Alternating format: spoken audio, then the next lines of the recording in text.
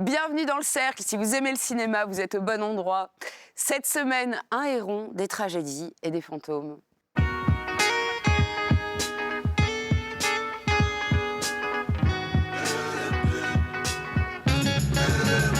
It's a shame the way you mess around with your man. It's a shame the way you hurt me. It's a shame the way you mess around with your man. I'm sitting all alone by the telephone, waiting for your call. When you don't call at all, it's a shame. Au programme cette semaine, l'enlèvement de Marco Bellocchio, drame historique sur le rapt d'un enfant juif par les soldats du pape dans l'Italie de 1858.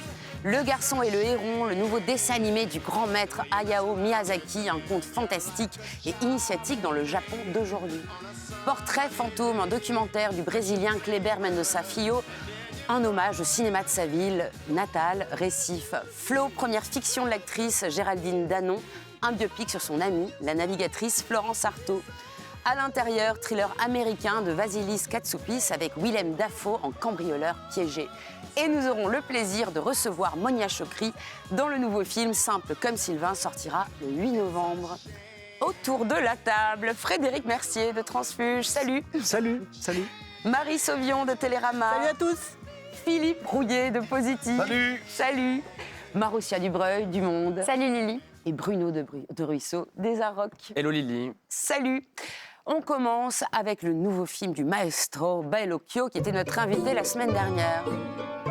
En 1858, à Bologne, alors possession du Vatican, l'inquisiteur fait enlever un enfant juif à sa famille sous prétexte qu'il aurait été baptisé en secret par sa nourrice. L'affaire secoue le monde entier, les parents remuent ciel et terre pour récupérer leur petit, mais le pape Pie IX reste intransigeant. Cet enlèvement incroyable est une histoire vraie, Philippe. C'est une histoire vraie et qui inspire, comme souvent, les histoires vraies Bellocchio, parce qu'il a quelque chose pour prendre des personnages historiques et les amener à nous. Et en faire des drames qui nous parlent à nous. Et c'est ça qui est très fort. C'est-à-dire que d'un côté, la reconstitution est parfaite. Il y a une lumière démente, le clair-obscur, c'est la peinture de Delacroix, vraiment, ou la peinture italienne paysagiste du XVIIIe. Mais en même temps, ce qu'on voit, c'est-à-dire ce conflit de loyauté entre cet enfant qui veut rester fidèle à sa famille, mais qui se retrouve très bien là où il est et qui ne veut pas décevoir ce pape qui l'a accueilli. C'est très beau. Et surtout que l'histoire continue. Et comment cet homme, arrivé à l'âge adulte, va rester fidèle à cette deuxième religion. La famille, le pouvoir, la religion, c'est les trois thèmes de Bellocchio. Et il les intrigue d'une nouvelle manière tout à fait originale qui nous emporte et qui nous séduit. Mais la filmographie de Bellocchio, elle a déjà été hantée par l'enlèvement d'Aldo Moro, qu'il a fait un film dessus, une série. Qu'est-ce que ça nous raconte? Pourquoi ça l'obsède comme ça? Moi, je pense surtout que dans ce film-ci, il s'en prend à un corps constitué de l'Italie dont il n'avait pas forcément toujours traité aussi frontalement, qui est quand même ici le corps clérical et l'Église, avec une figure, quand même, une grande des figures du mal de l'année, qui est le pape, qui est une figure vraiment maléfique, angoissante dans le film, et qui va au bout, en fait, d'une sorte de dogme. Et vous allez avoir le destin de cette famille et le destin de différents enfants. Moi, ce que je trouve très beau, et de plus en plus là, dans les derniers films depuis Vincere, on va dire, qui était pour le coup un film où il s'attaquait plutôt au fascisme, ce qui m'intéresse, c'est que la forme, tu parlais des références picturales, je la trouve extraordinaire. Je la trouve extraordinaire parce qu'on a beaucoup utilisé cet adjectif à propos de Bellocchio, c'est la forme opératique. C'est-à-dire qu'on a l'impression de voir un opéra, d'être plongé dans un opéra, et en même temps, je trouve qu'il y a toujours une dimension de tréteau dans le film. Ça veut dire que tout ça, par le numérique, ça lui donne une sorte de glacis, quelque chose qui nous met toujours un petit peu à distance, comme si on était en train de représenter cette histoire à distance. D'ailleurs, tout est un peu presque trop propre, je dirais, par rapport à la reconstitution, où si on pouvait plonger et en au même cœur temps, du il drame, nous plonge complètement dans les intérieurs. Enfin, il y a quelque chose de cette distance l'obscurantisme religieux. De parler de quelque chose de très non, personnel, en fait. Parce que voilà, à travers cette histoire-là, c'est en fait une histoire très personnelle. Je vois très bien ce que tu veux dire, Frédéric, mais moi, ce glacis dont tu parles, il finit par m'ennuyer. Je trouve que effectivement, on pense à de la Tour, on pense à des grands peintres, mais il y a vraiment un côté limite enluminure, je trouve, dans la lumière qui m'ennuie. Moi, j'ai un peu l'impression de voir du cinéma de papa, voire du cinéma Ah de non, grand-papa. j'aime bien, il nous emmène dans une société complètement sclérosée. Je trouve qu'il rend ça par la lumière. C'est pas possible. grand cinéma, il sort très peu. C'est du cinéma de grand-papa, c'est ça. Non, il y a un côté naphtaliné, je trouve, dans l'image. Moi, j'ai été très émue. J'ai pleuré à plusieurs reprises de ce film parce que je pense que ce qui m'emporte dans ce côté opératique, moi, ce sont les mouvements musicaux. C'est-à-dire que le film est fait d'accélération et de jeux de miroir qui, tout à coup, prennent une cruauté, vraiment une dimension tragique. Mais alors, cette musique, j'ai noté le nom du compositeur que je ne connaissais Incroyable. pas. Fabio Massimo Capogrosso. Et vraiment, le boulot qu'ils ont fait tous les deux, c'est-à-dire la musique du côté de l'église, le côté du pape, cette musique un peu narquoise, un peu comme ça. Et tout à coup, des espèces d'envolées de violons qui viennent vous saisir dans des scènes de poursuite. Ce voyage de l'enfant arraché à ses parents, qui se retrouve sur une sorte de Styx, enfin voilà, qu'on emmène dans la brume, dans la nuit, tout ça est Mais absolument la charge déchirant. contre l'Église, est-ce qu'elle n'est pas un peu émoussée? Enfin, moi, je trouve que tout ce qu'il nous dit sur l'Église, je trouve ça complètement convenu. À l'époque à laquelle on est, je ne vois pas la contemporanéité de ce qu'il raconte. Mais d'abord, c'est quelque chose sur l'entêtement des tout-puissants, les gens qui sont dans leur bon droit, y compris dans l'antisémitisme le plus virulent, qui réserve des moments glaçants du film. Et puis, moi, ce qui me passionne, ce sont les jeux de miroir chez Bellocchio, c'est-à-dire comment, d'une scène à l'autre, il arrive à traduire le déchirement d'un enfant qui est au début caché sous les jupes de sa mère après une partie de cache-cache avec ses frères, et tout à coup, une autre partie de cache-cache fait qu'il va se retrouver sous les jupes du pape, qui le protège lui aussi. Et donc, c'est fait sans violence, et on comprend, en fait, la cruauté absolue, la perte de repères impensable que vit ce gamin, qui est par ailleurs merveilleusement joué par un petit garçon. Et en même temps... Non, mais il faut retenir son nom, le dire, il est parce très que très bien. c'est un petit garçon qui ne ressemble pas au petit garçon qu'on a habituellement dans les films. Il cherchait, et il a un côté très attentif, silencieux, il pétille d'intelligence. Moi, je trouve que parfois, on perd de vue un peu l'émotion du petit garçon. Moi, j'ai adoré tout le début avec sa famille, parce qu'on sent vraiment le déchirement quand ses parents viennent le voir. Je trouve qu'après, c'est-à-dire qu'il y a plein de choses qui sont traitées. À l'église, oui. Après, c'est-à-dire quand on parle, par exemple, de la presse étrangère qui va évidemment écrire sur l'affaire, sur l'antisémitisme de l'Église, sur ce pape burlesque qui est hyper bien. Enfin, c'est vraiment l'art du blasphème que je vois dans ce film. Et d'ailleurs, il y a des caricatures. Il parle de plein de choses, Bellocchio. Moi, je trouve le film absolument fascinant. Juste, je perds un tout petit peu de point de vue l'émoi en fait de cet enfant qui est en effet très silencieux, ce qui participe aussi à la beauté du film. J'ai des images, justement, on va voir ça. C'est une scène où il y a l'enfant et il y a le pape. Et c'est une scène de goûter, et vous allez voir comment, alors que c'est une scène de foule, c'est eux deux. On commence, voilà, le pape est au milieu de l'image et l'enfant est au milieu des enfants. Et regardez comment le découpage fait qu'on est en champ contre champ, comme s'il n'y avait que eux deux. Et il y a ce plan, ce contre-champ, les enfants se ruent sur la nourriture, sauf le petit Edgardo. Regardez, lui, il ne se jette pas sur les gâteaux et les bonbons.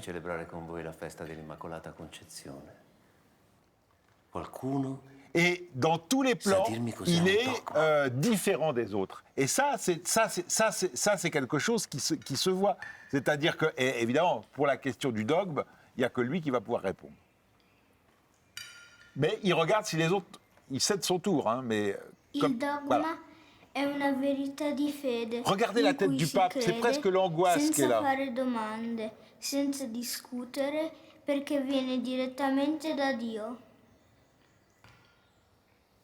Bravo Edgardo, mi sei costato caro ma mi hai ampiamente ripagato.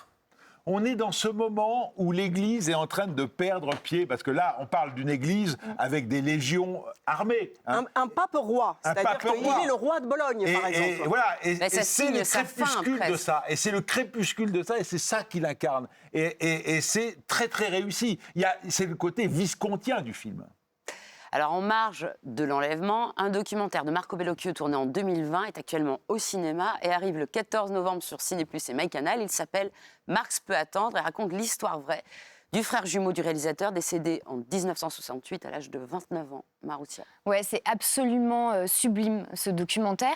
En fait, en effet, il a perdu son frère jumeau et on sait combien finalement le fantôme de ce frère jumeau va imprégner beaucoup de ses films, que ce soit son premier film, Les poings dans les poches, ou après, plus tard, Le sourire d'une mère. Et là, il essaye de comprendre en fait ce qui s'est passé. quelle est peut-être sa part de culpabilité aussi. Il va en fait interviewer, enfin parler à surtout ses frères et sœurs, enfin ceux qui sont encore vivants évidemment.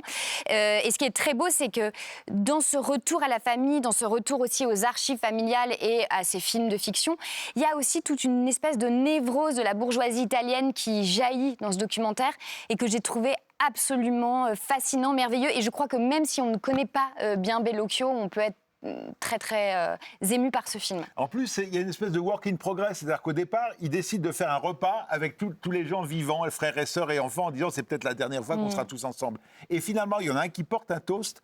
Et il se dit, mais ça va être ça mon sujet de film. C'est-à-dire qu'il y en a un qui porte un toast à son père mort, qui est un des frères de Bellocchio, et à l'autre, à cet oncle qui s'est suicidé. Quand on voit ce documentaire et quand on regarde l'enlèvement, ça éclaire encore mieux le sous-texte de l'enlèvement, qui serait véritablement un film où il réglerait ses comptes avec l'Église, parce qu'il explique dans ce film-ci qu'effectivement, il y a eu un problème par rapport à son frère. Oui, en effet, parce que le suicide, évidemment, n'est pas accepté par l'Église.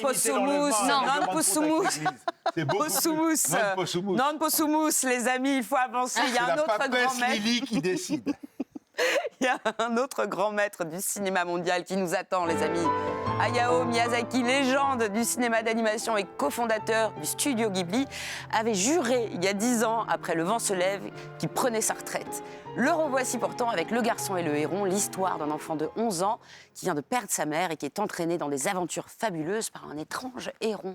Étrange, oui, parce qu'en fait, les choses chez Miyazaki ne sont jamais vraiment ce qu'elles ont l'air d'être.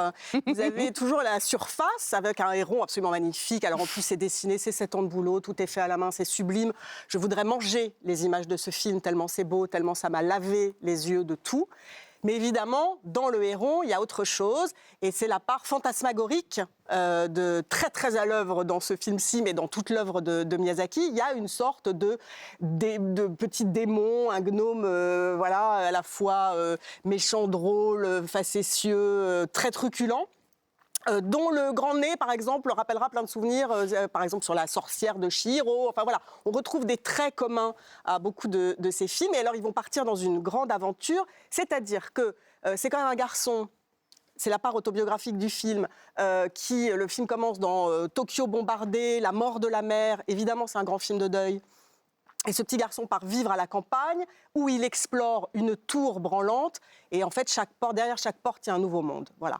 Et c'est comment le film est à la fois une balade dans toute l'œuvre de Miyazaki, avec des vraies nouveautés, mais c'est une balade dans son inconscient et une balade dans une inquiétude qui serait qui pour lui succéder en tant que bâtisseur de monde. Oui, la question est posée. La question est posée.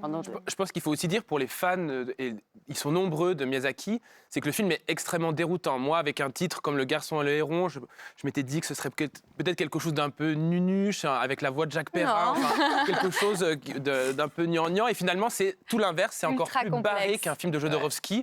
Le film ne cesse d'être surprenant, il est limite psychédélique, vraiment, je crois qu'il faut le dire. Hein. On ne comprend pas tout. J'imagine qu'il doit y avoir des kilomètres. À la première vision, je pense qu'en voilà, c'est ça. Il va y avoir énormément de décryptage. Et je pense il y a beaucoup de gens qui le disent, il faut le revoir. Tout est pensé. Et notamment sur la question de l'héritage.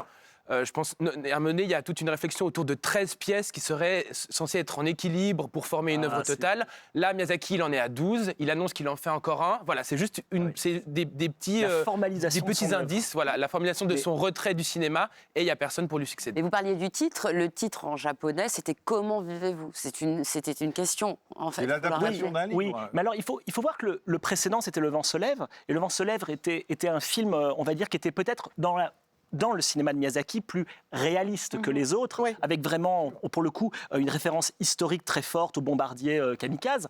Là, on ne s'attendait peut-être pas à une espèce d'arborescence comme ça qui allait nous surgir à la gueule. Il y a quelque chose, c'est ce que tu disais, de parler de psychédélisme. Moi, le film m'a terrassé. C'est-à-dire, je ne m'attendais pas à beauté, Et je pense qu'une des questions que traite le film, c'est... tu parles de l'héritage, mais c'est surtout, qu'est-ce que devient l'imaginaire ? Comment préserver l'imaginaire ? Quoi en faire et comment faire pour que cet imaginaire puisse à un moment donné nous survivre. Et je pense qu'il y a un déploiement dans ce film d'imagination à chaque seconde qui fait que toutes les images sont polymorphes, je ne sais pas, elle se réinvente sans cesse sous nos yeux. Moi, j'ai eu l'impression de voir une sorte de classique instantané, et que je me suis dit, il y a 30 ans, ça devait être ça de découvrir Fellini. Ça devait être ça de découvrir en fait des grands créateurs de mondes imaginaires, comme Murnau jadis, comme Fellini, c'est-à-dire des gens qui sont plus forts que nous cognitivement, qui inventent et qui voient le cinéma de demain. Et je trouve le film... Et qui ont oui, mais en même temps, est-ce que ça dessert pas un un accès peu... direct à leur inconscient. Moi, c'est ça qui me trouble Oui, beaucoup. enfin, je comprends. Moi, j'ai trouvé le film Marussia, évidemment. elle est restée Non, perdue mais dans je la me suis détente. demandé, par exemple, par rapport au voyage de Chihiro, on suit beaucoup plus parce que finalement, Oui, il y a d'accord. le rite de passage. Elle va aussi dans le temple de bain. Là, c'est dans un manoir comme ça familial. Mais il y avait finalement un univers. Là, il y a tellement d'univers que j'en suis venue. En fait, j'ai perdu le fil de la recherche du garçon. Je me permets de dire, je me permets. Plus fort que toi. Là, je parle même pas de plus fort que moi ou pas. C'est juste que je me suis un peu perdue, mais c'est-à-dire que j'ai perdu l'émotion en fait de vouloir retrouver sa mère. Et je pense qu'on est face à un artiste qui ne se préoccupe plus forcément d'être compris. D'ailleurs, cette phrase à l'entrée, Non, de mais la il faut tombe quand même que abandonnée, ce c'est soit- ceux qui comprennent seront perdus.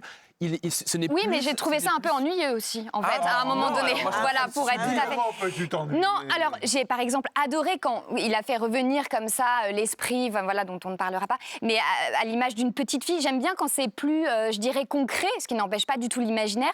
Et j'aime aussi retrouver évidemment tous ces personnages merveilleux, mais absolument monstrueux. Enfin, je veux dire, le héron a quand même une espèce d'herpès buccal en permanence dans le film. Et ce contraste-là, je l'aime aussi. Non, mais Marussia, Un dernier non, il faut- mot, Mais c'est Frédéric. Un dernier métaphysique, mot. Non, mais c'est vrai qu'il faut prévenir le spectateur d'une certaine façon que c'est un problème d'échelle. C'est-à-dire que d'une certaine façon, comme évidemment, à un moment donné, on perd totalement pied avec toute concrétude. Les perruches. Eh bien, à ce moment-là, on est pas. Non, mais on se demande à quoi servent les perruches. J'ai savouré cette projection en me disant Mais il faut- mais qu'est-ce qui va arriver dans la séquence suivante? Je n'en sais rien et je suis Vous avez sûr. mangé c'est sûr. l'image Je- aussi. C'est sûr qu'on est oui, surpris. Mais moi, je veux... oui, tout le film, oui. C'est un film qui peut vous accompagner toute une vie. Hein. Absolument. Waouh, on finira là-dessus. On va rester avec les poètes parce qu'on en a bien besoin. La forme d'une ville change plus vite, hélas, que le cœur d'un mortel, écrivait Charles Baudelaire. C'est ce que nous montre Kléber Mendoza Filho dans Portrait fantôme, un documentaire sur sa ville natale de Recife, avec ce montage d'images d'archives et de prises de vue réelles. Qu'est-ce qu'il veut nous dire, Frédéric? C'est-à-dire qu'on est entouré de fantômes.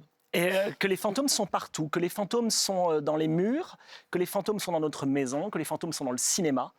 Et qu'à un moment donné, en essayant de mélanger toutes ces images, à la fois les souvenirs par les archives personnelles, mais également d'autres images de la ville, eh bien, on pourra peut-être refaire jaillir, en tout cas, une sorte de géographie d'un monde intérieur. Il y a un hommage rendu à sa mère, par exemple, dans ce film, que je trouve absolument sublime et qui éclaire les films de Mendoza. On connaît évidemment Aquarius, qui soudain prend une autre dimension encore à l'orée des images qu'il nous montre de sa maison.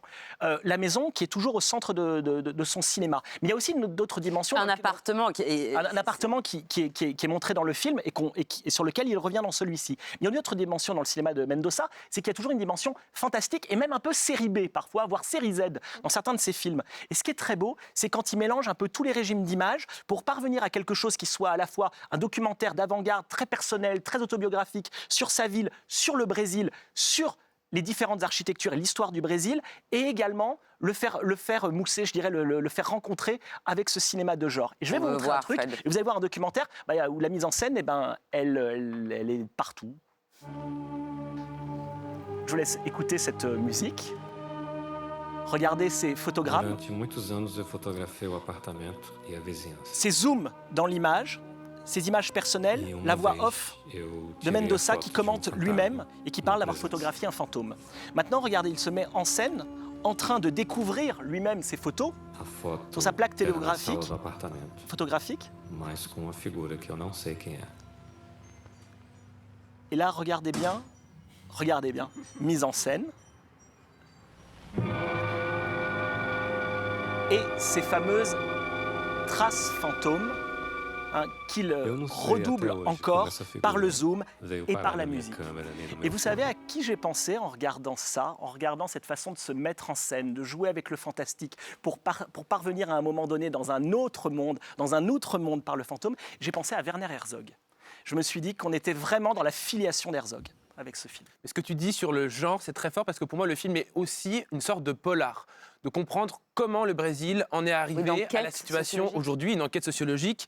Il y a tout un côté aussi bouleversant, puisqu'en fait, il va aussi puiser dans toute son intimité. On comprend en fait plein de choses de sa filmographie, du sujet de ses films qui étaient invisibles jusque-là, mais des plans, ça peut être le coin d'une rue qu'il a choisi de filmer parce qu'il y avait un souvenir, enfin. Et du coup, pour celles et ceux qui sont fans du cinéma de Kleber Mendonça Filho, le film a vraiment une dimension vraiment bouleversante. Oui, on parle. Il y a aussi le cinéma, tu vois, c'est ça qui est beau, c'est qu'on voit beaucoup le cinéma de la ville, on voit beaucoup des affiches, on voit beaucoup des images d'archives, et comment le cinéma tisse nos vies. C'est-à-dire qu'il a une émotion de tout d'un coup passer devant la marquise de Mon nom est personne, devant une affiche. C'est pas forcément des films qu'il a trouvés géniaux, mais c'est des films qui étaient là et qui ont marqué et qui le constituent. Et ça, c'est quelque chose de très touchant, de très bouleversant. Et le film est très très beau, à la fois sur le cinéma en tant que lieu et sur le cinéma en tant qu'art. Et moi, il y a un passage qui m'a vraiment mais renversé dans ce film.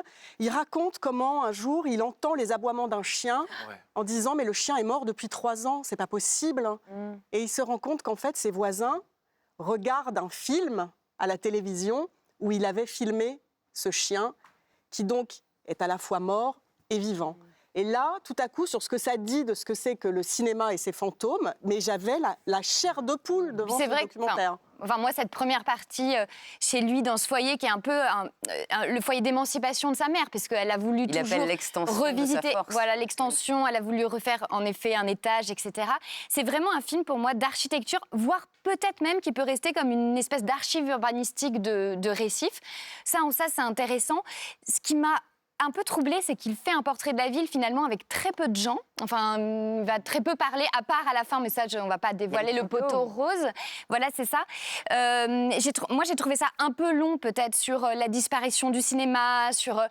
Après, c'est intéressant par rapport aux évangéliques qui ont pris la place des cinémas et qui sont devenus des églises évangéliques. C'est intéressant, mais c'est très long. Moi, j'ai trouvé que là où le film était vraiment le plus fort, c'est dans son intimité et chez lui, en fait, dans son quartier de Recife. Voilà, je trouvais ça magnifique. Mais Philippe, un petit mot de la fin. Tout est intime dans le film. C'est-à-dire que même quand il filme la place publique, ça renvoie à son intimité. C'est ça qui est tellement fort. On va quitter le Brésil, mais rassurez-vous, on va partir en mer. Pour sa première fiction, après plusieurs documentaires sur une expédition marine, l'actrice Géraldine Danon a voulu rendre hommage à son amie, la navigatrice Florence Artaud, gagnante de la Route du Rhum en 1990 et décédée tragiquement pendant le tournage d'une émission de télévision. Pour l'incarner, elle a choisi Stéphane Caillard-Maroutia. Oui, alors c'est un film qui donne vraiment des envies d'aventure, d'aller au bout du monde, d'être imprudent. Voilà, on sort un peu galvanisé, les cheveux salés de ce film. C'est évidemment un film grand public, mais je dois dire que je ne m'attendais pas à un film aussi réussi dans le genre. Pourquoi ? Je crois que ça vient du fait que Géraldine Danon, en fait, elle a beaucoup navigué, parce que son mari, c'est Philippe Poupon, et qui a été aussi l'instructeur voilà, de ce film-là et des acteurs. Et on sent quand même un rapport à la mer assez fort. C'est presque un film un peu de navigateur. Et je trouve qu'au lieu de tomber dans un portrait un peu hagiographique, voire féministe, de Florence Artaud, voilà, qui est la première, unique femme à avoir gagné la Route du Rhum, tout ça se raconte par l'aventure, par la mer, par les vagues, par les tempêtes. Et j'ai trouvé ça franchement pas mal. Et j'ai eu envie de réécouter la chanson de Florence Artaud avec... Ouais, oui, parce que c'était... Oui, alors je vous montre un extrait. Donc vous allez voir le Pierre Ier, donc, sur lequel elle a le trimaran tout en carbone, sur lequel elle a gagné la Route du Rhum, qu'ils ont fait revenir pour le tournage et qu'ils ont rebaptisé Flo. Et suite à cet extrait, donc... juste avant cette victoire, vous avez la première rencontre de Florence Artaud et Olivier de Kersauzon. Donc c'est aussi tout un pan comme ça de l'histoire des navigateurs ultra médiatisés des années 80-90 qui est plutôt sympathique à regarder, même si évidemment leur histoire d'amour est ultra romancée. Je courrais bien après toi déjà, histoire de te rattraper. Mais ouais, je cours, ça se voit pas. Je cours avec Tabarly, tu connais ? Je connais très bien la reine d'Angleterre. Eh ben, poupée, je suis le prince Philippe d'Éric Tabarly. Olivier de Kersauzon pour les intimes, Kerso pour les ploucs. Moi, c'est Flo pour tout le monde. Alors Philippe, est-ce que vous en êtes sorti avec du sel plein les Le problème, c'est cheveux? qu'il y a... Moi, j'ai pas de sel dans les cheveux parce que moi, j'ai aimé la mer. Parce que c'est un film qui, quand il filme la mer, il filme vraiment la mer. Tu as raison, t'as Philippe Poupon qui barre et tout ça. Et donc, c'est pas des trucs faits sur un bassin. C'est vraiment la mer et le large. Par contre, vous avez vu la séquence là. C'est pas hyper réussi, quoi. Et le Oui, problème, mais Florence Artaud, c'est la mer. mer. Ça fait 2 heures, mais oui, mais on serait resté sur la mer. C'est pas la peine de nous mettre toutes ces scènes de coucherie. C'est une femme passionnée par la mer et par les hommes. Ces scènes de repas et tout ça. Rendez-nous Philippe. C'est pas possible. Enfin, je veux dire. Une femme parmi les hommes, ils étaient tous à ses pieds. Le film raconte ça aussi, voilà. Ça, c'est pas. C'est ça qui te dérange. Il y a en aussi- fait, Philippe. Je vais vous mettre en prison. Je vais vous mettre en C'est prison, aussi un film de Elle est très bien, midinette. Et Stéphane c'est très Caillou, bien c'est de pouvoir être une midinette et être une grande navigatrice. Les amis, non poussous. À l'intérieur de Vasilis Katsoupis, un as du cambriolage joué par Willem Dafoe se retrouve piégé dans le luxueux appartement d'un collectionneur new-yorkais. Qu'est-ce qui se passe, Bruno? Il se passe qu'on va assister à un film qui va se dérouler uniquement dans un huis clos. Alors on les connaît, ces films concept, il y a La Corde, Enterré vivant, Dogville, et on vient souvent vérifier en fait que le film a rempli son cahier des charges. Dans le cas de ce premier long métrage grec, moi je trouve ça totalement réussi. Willem Dafoe est incroyable dans ce rôle où il va, comme souvent avec lui, flirter avec la folie. Le film dialogue à la fois avec le monde de l'art, mais pour moi, en fait, il a surtout résonné avec la thématique du confinement, évidemment. Le film a été imaginé avant, mais tourné pendant, donc je pense qu'on est complètement dans le sujet. Et je vous ai amené un extrait qu'on va regarder tout de suite. Donc, c'est un extrait qui arrive à peu près au milieu du film. Et Willem Dafoe a commencé à développer, via des caméras de surveillance auxquelles il a accès, une sorte de relation, puisqu'il est seul, une relation avec ses personnages. Il l'a baptisée Jasmine, et là, elle est juste devant la porte. Donc, il va tout faire pour lui parler. Jasmine!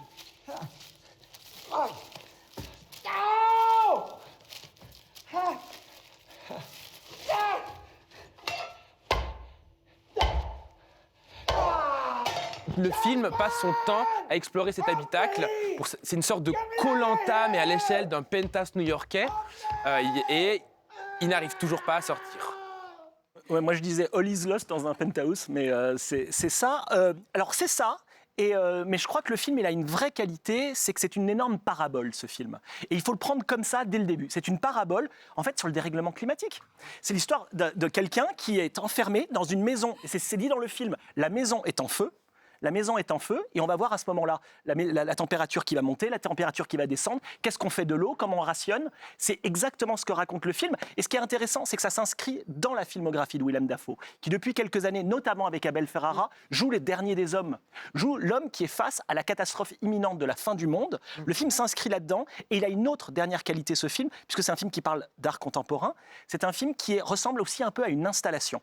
Et en fait, on est vraiment au lieu entre les deux, et Willem Dafoe est le champion du cinéma d'avant-garde et du cinéma populaire, c'est-à-dire quelque chose qui est entre l'installation, l'œuvre d'art et le film classique américain. Moi, je trouve ça super bien raconté et Marie, pas du tout programmatique. Vous n'avez pas aimé passer la fin du monde avec Willem Dafoe? Je me suis un peu barbée, franchement. Et en même temps, j'aimais la radicalité du film. Parce que, à la fois, sur cet acteur hein, qui est déjà du body art, rien qu'en apparaissant, en fait, et le film n'évacue pas du tout, au contraire, la question du corps, y compris la question des créations du corps, que seraient les humeurs, les excréments, etc.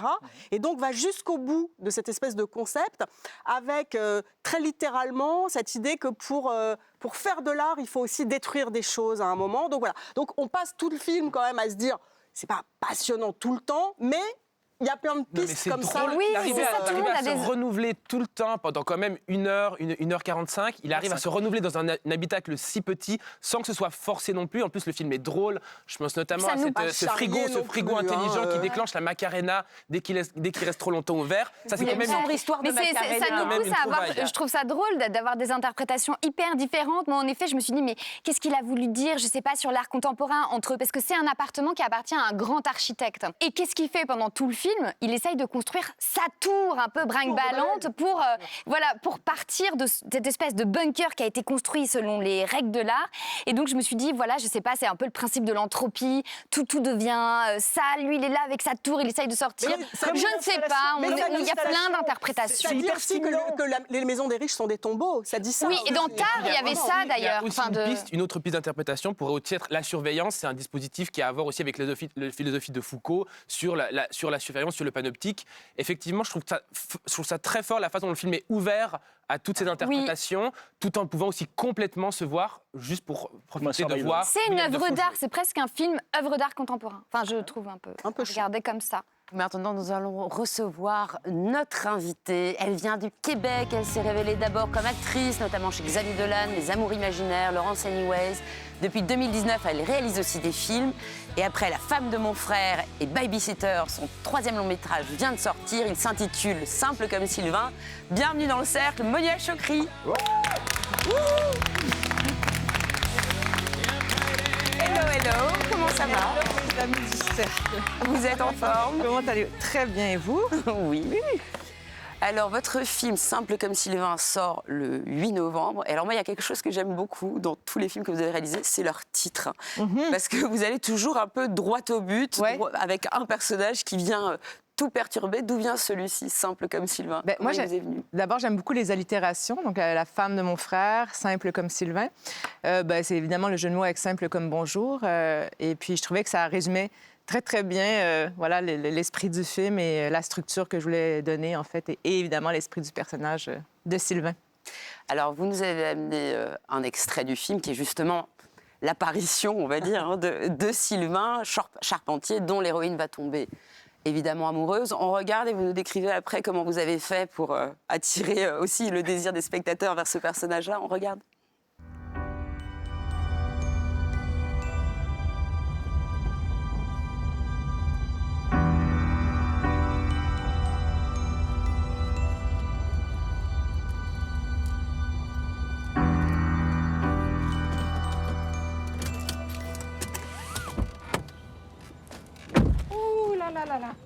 Oula, tellement désolée.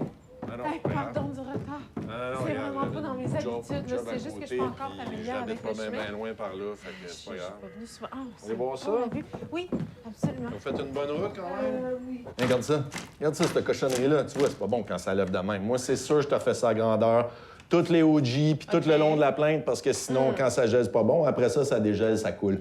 Regarde bien, tout le long, tu vois que ça n'a pas été bien entretenu. On voit que ça a coulé, il y a de la moisissure. Il va falloir stripper tout ça, c'est mou comme du sucre à la crème. C'est sûr qu'on parle plomberie. Mais ça n'a pas été fait depuis la construction. Ça, ici, c'est 1940, avenue 42? Oui. Ouais, parce que le développement d'un coin, c'est pas mal autour de ça. 42. Ça, ce tapis-là, on t'enlève ça. C'est sûr qu'il y a du beau plancher de bois franc autour de ça. Une coupe d'affaires d'électricité à faire si vous voulez pas brûler vif dans la nuit. J'adore cette scène. C'est mou comme du sucre à la crème. Hein. Vous n'avez pas ça, du sucre à la crème ici? Non, c'est un dessert québécois. Ça vous manque. Alors, comment vous avez mis en scène cette séquence? C'était quoi les choix que vous avez fait? Comment vous l'avez pensé? L'idée au départ, c'est d'avoir un personnage mystérieux. C'est l'incarnation de la passion, c'est-à-dire c'est une ombre comme ça. En fait, la passion, c'est aussi l'effet de tout plaquer ses fantasmes sur quelqu'un. Donc, on le découvre progressivement. Et puis, on le découvre par sa bouche, par sa parole, par le fait qu'il entreprend les choses et qu'il la regarde jamais non plus au départ. Et donc voilà, c'est par l'énergie de... Le travelling qui est assez dingue. Et le travelling un peu, thriller, mais film noir, voilà. La caméra qui l'érotise aussi, ce plan sur sa bouche aussi. Ouais, oui. Exact. Il est l'heure d'évoquer avec vous le code génétique de votre film. Et justement, je trouve que c'est un des films les plus sexuels que j'ai vu depuis longtemps, avec un véritable érotisme et des scènes de sexe filmées, pour le coup, qui nous emportent avec. Est-ce qu'il y a un autre film sur le sexe, qui parle du sexe et qui le montre, qui vous a inspiré? En tout cas, il y en a un qui est dans mon imaginaire et dans mon ADN et où on ne voit jamais de scène de sexe, c'est Closer de Mike Nichols.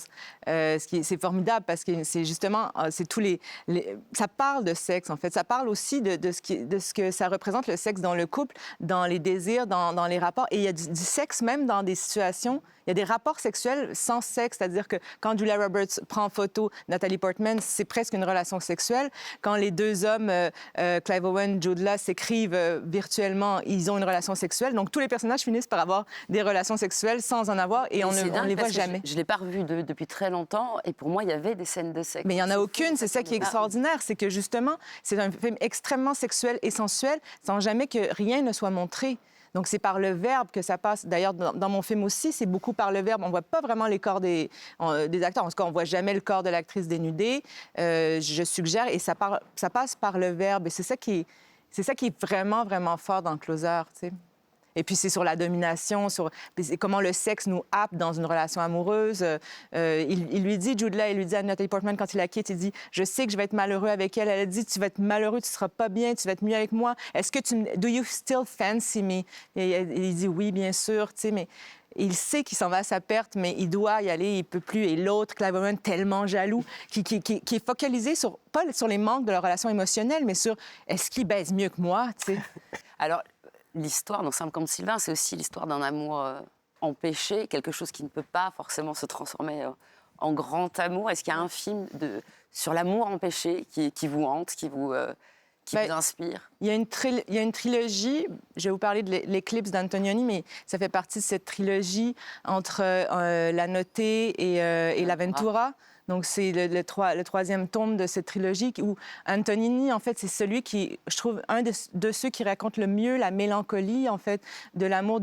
On est face à l'amour, mais on est seul. En fait, on n'y arrive pas. Dans l'Éclipse, ça commence par une rupture, en fait, qui commence... Une nuit de rupture. Oui, ben, c'est le début, en fait. La Notée termine sur une rupture. C'est la nuit. En fait, c'est l'aube, je crois, et... Enfin, quelque chose comme ça. Et enfin, bref, il y a quelque chose, il y a un lien. Je suis sûre que Philippe saurait. On va consulter notre film mais ce qui est beau, c'est qu'Antonioni regarde une éclipse et c'est là qu'il se dit, mais les sentiments, en fait, sont comme une éclipse. Ils disparaissent et on ne sait pas pourquoi. Et c'est ce qu'il raconte dans l'éclipse. Et en fait, c'est aussi par l'argent que le personnage de Delon et de Monica Vitti sont incapables d'avoir des réels sentiments parce que le monde dans lequel ils sont les décharge de la possibilité d'une rencontre profonde.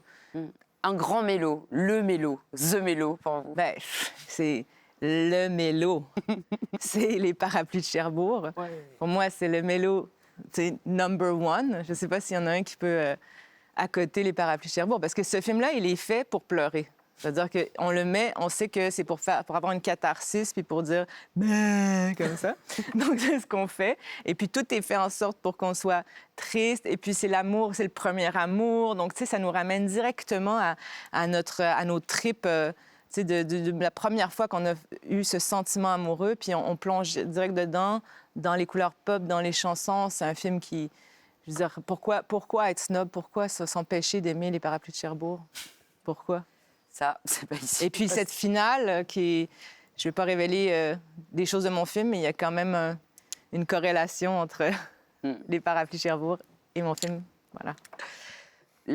L'actrice du film, enfin, le personnage, elle est aussi en train de se faire une bonne grosse crise de la quarantaine. Ouais. Est-ce qu'il y a un film sur la crise de la quarantaine que vous aimez? Ben, je ne sais pas si ça fait une crise de la quarantaine, peut-être. Est-ce que c'est ça? Mais en tout cas, il y a Sideways. J'ai repensé à Sideways d'Alexander Payne, qui est tellement... Alexander Payne, il y a cette manière de nous raconter les anti-héros avec...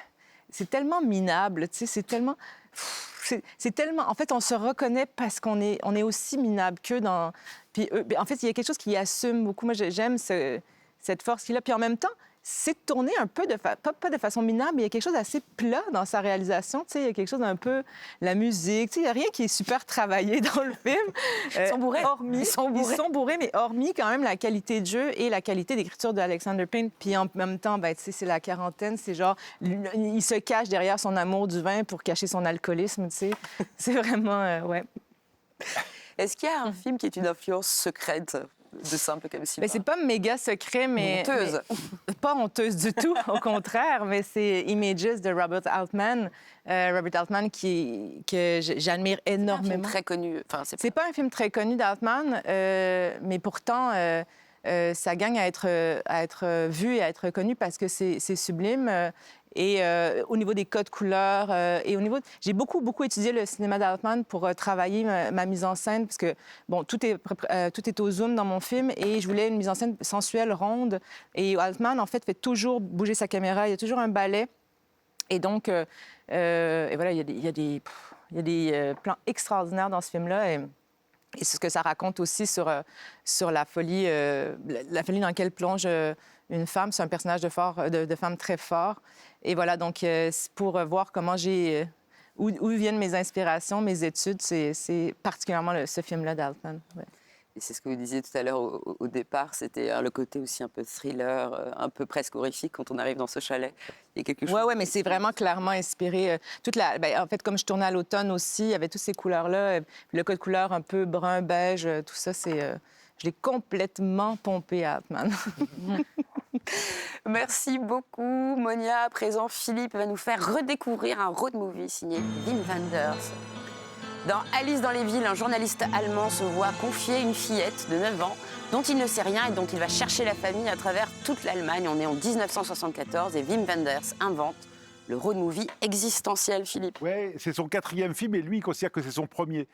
En fait, quand il se lance dans ce film, il se dit c'est ma dernière chance. Peut-être je ne suis pas fait pour le cinéma. Au départ, il voulait faire de la peinture. Henri Langlois et la Cinémathèque française l'a convaincu de faire du cinéma. Et il se dit, voilà. Et là, je vais tout lâcher. Je vais faire un film comme j'ai envie. Et on va voir. Et Rüdiger Vogler, qui était déjà dans ses précédents films, il le met face à une petite fille qu'il appelle Alice, parce qu'évidemment, ça envoie Alice au pays des merveilles, mais les merveilles, c'est les villes. Et ce qui est très beau dans le film, c'est comment les villes sont en correspondance, en miroir. On part à New York, on va à Amsterdam, et puis là, ça va être tout le bassin de la Ruhr, c'est Essen, c'est là où je vous ai apporté.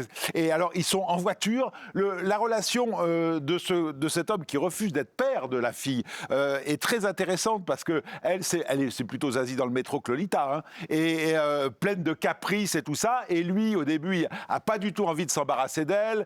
Il essaye de la foutre aux flics pour faire autre chose. Et puis finalement, ils se retrouvent. Et puis petit à petit, le film va raconter cette relation. Alors, ce qui est très intéressant, c'est comment on filme un road movie. Là, soit on est dans la voiture, c'est une espèce de 4L qui est assez incroyable. Et puis surtout par la fenêtre. Comment on fait du travelling par la fenêtre. Et l'idée, c'est qu'il n'y a pas du tout de figuration. C'est tourné comme ça, à l'impro, le petit garçon à la bicyclette, cette femme sur le port de... C'est capté là. Et c'est évident que la relation avec le petit garçon, il invente avec le contre-champ, il invente un dialogue imaginaire. Et quand on va revenir au paysage, le petit garçon n'est plus là. Hein. C'est ça qui est très fort. C'est que le cinéma se met tout d'un coup à capter le réel. Et le personnage est photographe. Et il se plaint que les photos n'arrivent pas à capter le réel. Est-ce que le cinéma réussit mieux? Et il y a la musique qui accompagne. Et ce qui est beau, c'est qu'il visite la Ruhr, là, à la recherche de la maison de la grand-mère de la gamine.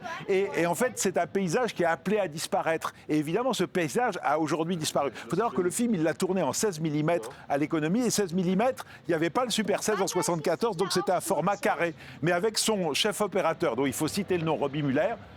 Alors regardez, ça, tout d'un coup, il se retrouve à faire ce photomaton. Et il y a 4 photos. Et les 4 photos, c'est l'avancée de leur relation. Ils font la gueule, et puis pour arriver au dernier cliché, où ils sont tous les deux en complicité, en amour. C'est ça le parcours du film. Juste un mot pour Robbie Muller, qui fait la photo du film, et en fait, ils étaient contraints à un format carré, mais l'idée de Wenders, c'était de dire, ce film, je l'exploiterai un jour en 1,66, et la restauration qu'on a, c'est du 1,66. C'est-à-dire qu'ils l'ont cadré avec l'idée du 1,66, qu'ils ont pu trouver grâce à la restauration, et le film, on l'a tel que Wenders l'a voulu, et il ressort là avec 5 autres longs métrages de Wenders. Et il faut faire l'expérience de la salle pour redécouvrir ces belles restaurations. Bravo Philippe. Monia, vous êtes sensible aux errances de Wenders? Je suis sensible surtout, pas aux errances, mais à la précision de Philippe. À chaque fois, j'ai envie d'aller voir les films qu'il présente. Mais oui, Wenders, malheureusement, je ne le connais pas assez bien. Je vais être très honnête. J'ai vu quelques films de Wenders, mais c'est vrai que j'ai assisté d'ailleurs à sa remise de prix à Lumière, et j'ai eu envie de tout découvrir, son œuvre et ses écrits aussi, d'ailleurs. Merci beaucoup, Monia. Merci à tous et à toutes.